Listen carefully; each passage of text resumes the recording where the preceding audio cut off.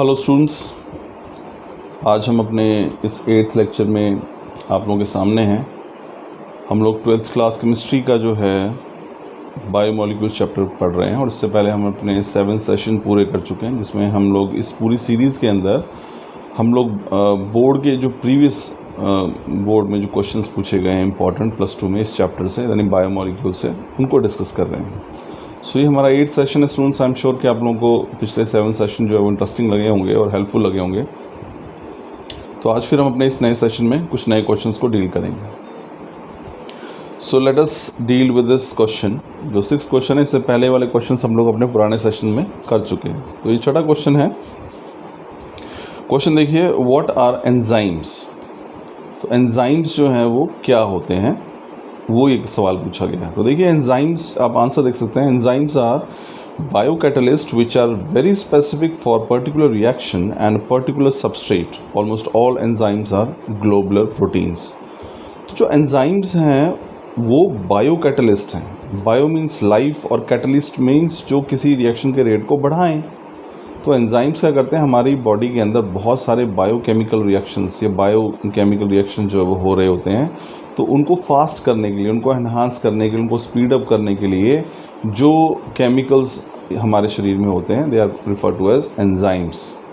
और एंजाइम्स बहुत स्पेसिफिक होते हैं।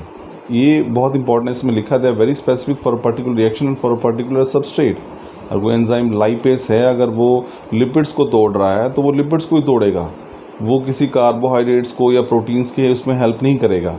तो ये बड़े स्पेसिफिक। इसी प्रकार से हमारे पास कोई एंजाइम है, सपोज को रेनिन है या पेप्सिन है, तो इनके जो एक्शन है बहुत स्पेसिफिक हैं। वो प्रोटीन्स को ब्रेकअप करते हैं और किसी और को नहीं करेंगे वो।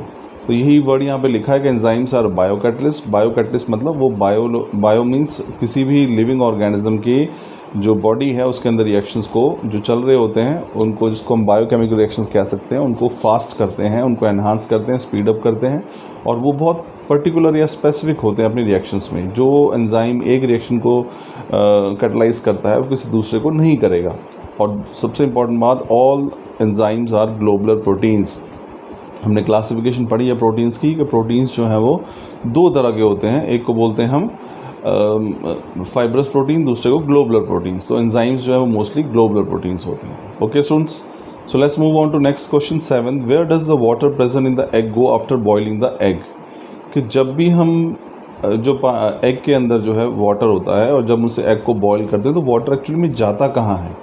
तो ये सवाल आपसे पूछा गया, where does the water present in the egg go after boiling the egg. कि पानी में, एग के अंदर जो पानी उपस्थित होता है वो एग को गर्म करने पर एक्चुअली में कहाँ चले जाता है। तो आंसर देखिए, when an egg is boiled the protein present inside the egg gets denatured and coagulate. कि जब भी हम एग को बॉईल करते हैं तो उसके अंदर जो प्रोटीन होते हैं वो डीनेचर्ड हो जाते हैं या कोगुलेट हो जाते हैं, इकट्ठे हो जाते हैं, वो एक लंप बना देते हैं, गुच्छा सा बन जाता है।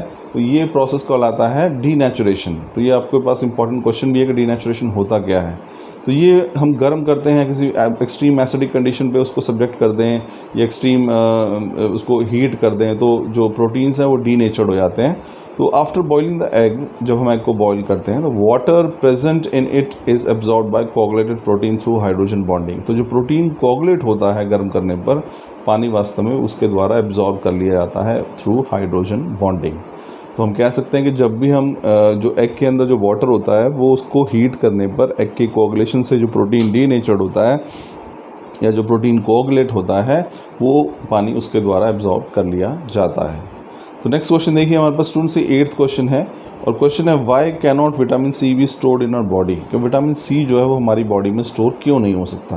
देखिए स्टूडेंट्स, विटामिन सी जो है ये वाटर सॉल्युबल विटामिन है। ये बहुत जल्दी घुल जाता है और यूरिन के साथ जो है बाहर बॉडी से एक्सक्रीट कर दिया जाता है। सो इट इज़ नेसेसरी कि हम इसको रेगुलर अपनी डाइट में लें, क्योंकि ये हर रोज़ बॉडी से बाहर जो भी विटामिन आप लेते हैं वाटर सॉल्युबल होने की वजह से यूरिन से एक्सट्रैक्ट हो जाता है, बाहर निकाल दिया जाता है। तो इसीलिए इसको बॉडी स्टोर नहीं कर सकती है।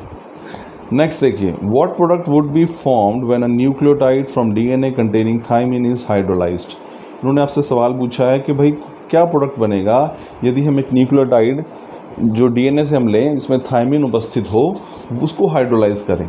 तो ध्यान रखिए, जो हम ऐसे ही किसी न्यूक्लियोटाइड को जो है जब डीएनए को हम हाइड्रोलाइज करेंगे जिसमें थायमिन उपस्थित हो, तो कैसा हमारे पास क्या मिलेगा?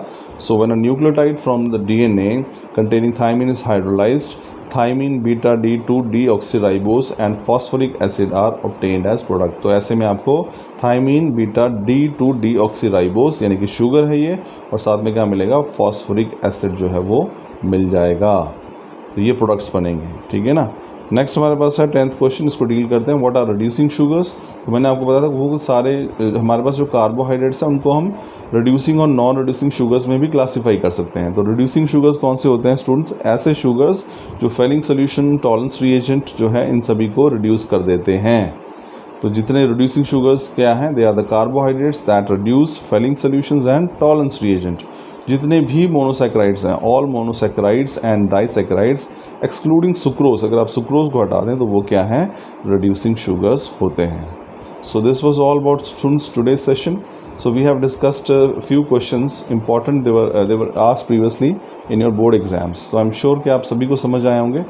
नेक्स्ट सेक्शन में हम जो है नेक्स्ट कुछ और क्वेश्चंस को डील करेंगे। So till then, thank you.